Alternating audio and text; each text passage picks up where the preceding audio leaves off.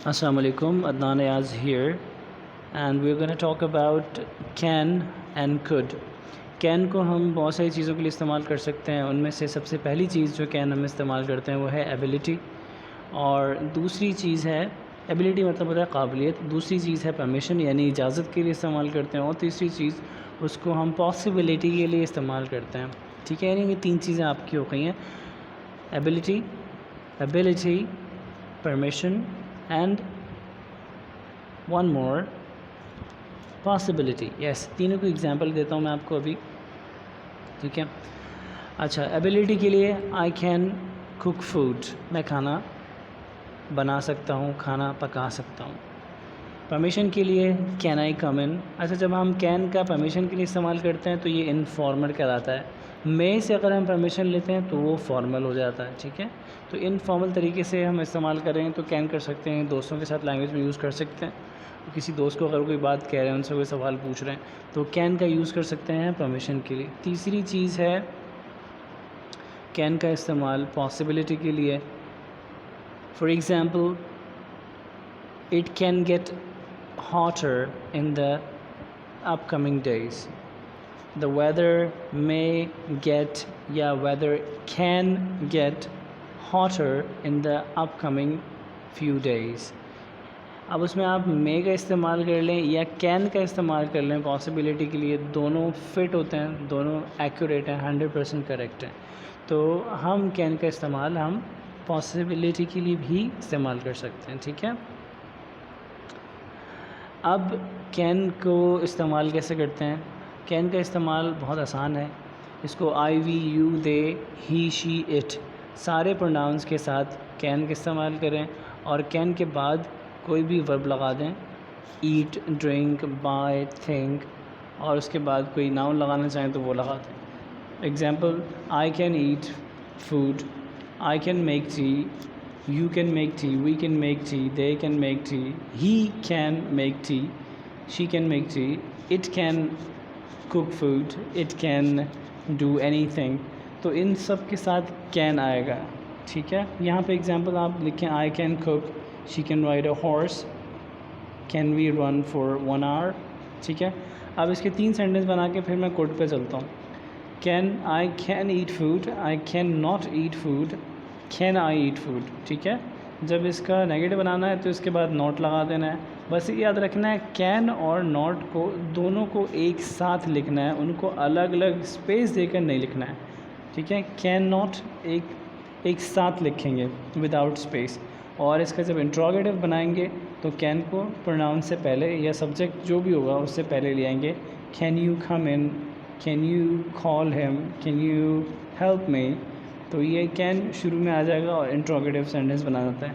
अगर इसका WH question बनाना कोई, what can you do for me, how can you be so sure about it, where can you meet him.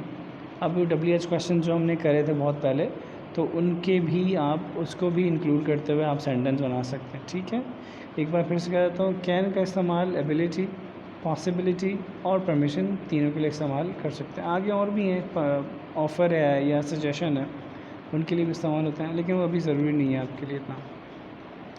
Number 2 पे हमारे, अच्छा, जब कैन की बात हो जाती है, अच्छा, कैन हम प्रेजेंट में बात करते हैं, लेकिन जब हम पास्ट में कोई एबिलिटी हमारे अंदर होती है, पास्ट की एबिलिटी को शो करना चाहते हैं, तो उसके लिए हम कैन की बजाय कुड यूज़ करेंगे। कैन की पास्ट फॉर्म है कुड, लिखा हुआ है, और नेगेटिव कुडंट हो जाता है। ठीक है, एग्जांपल यहाँ लिखी हुई है हमारे पास। अच्छा, ये भी वही चीज़ों के लिए इस्तेमाल होता है जिनके लिए कैन इस्तेमाल होता है।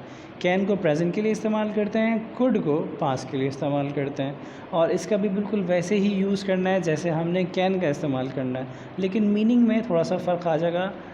वो कैन प्रेजेंट की मीनिंग दे रहा होगा, कुड पास्ट की मीनिंग देता है। एग्जाम्पल जो यहाँ लिखी हुई है वो देखिएगा, आई कुड कुक वेल, मैं अच्छा पका सकता था। She could ride a horse, वो एक घोड़े की सवारी कर सकती थी। Could you run for an hour when you were younger, जब आप छोटे थे तो क्या आप 1 घंटे तक भाग सकते थे। ठीक है, तो इसमें दोनों में कंपैरिजन देखें हम। आई कैन कुक फूड, मैं कुक फूड वाली एग्जांपल दे रहा हूँ, ठीक है, ताकि आसान हो। आई कैन कुक फूड, मैं खाना पका सकता हूँ। आई कुड कुक फूड, मैं खाना पका सकता था।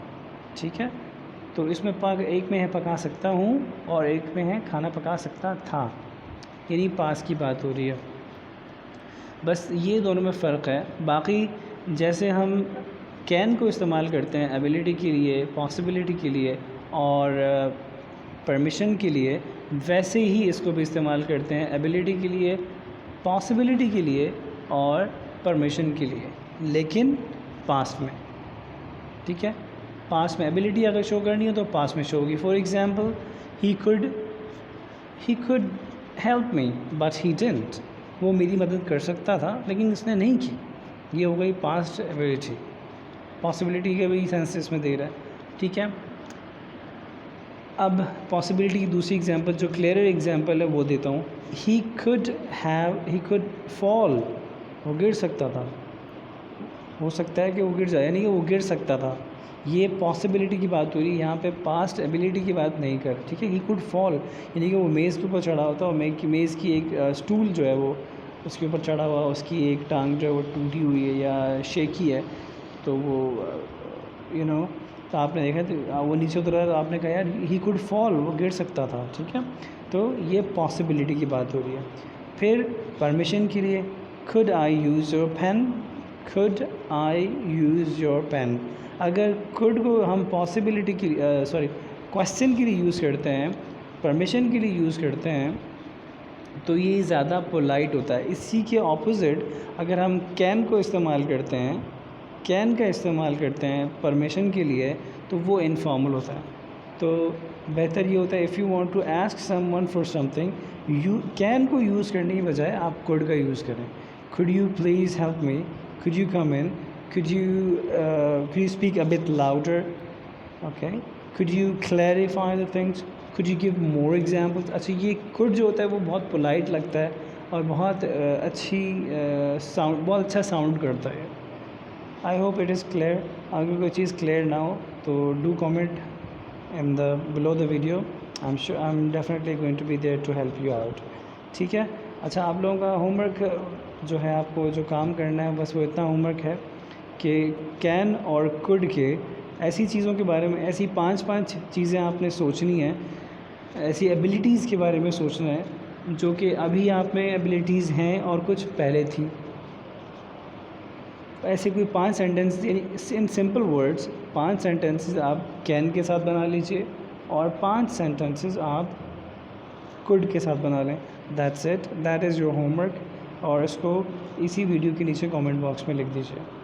ठीक है, thank you very much, you have a wonderful day.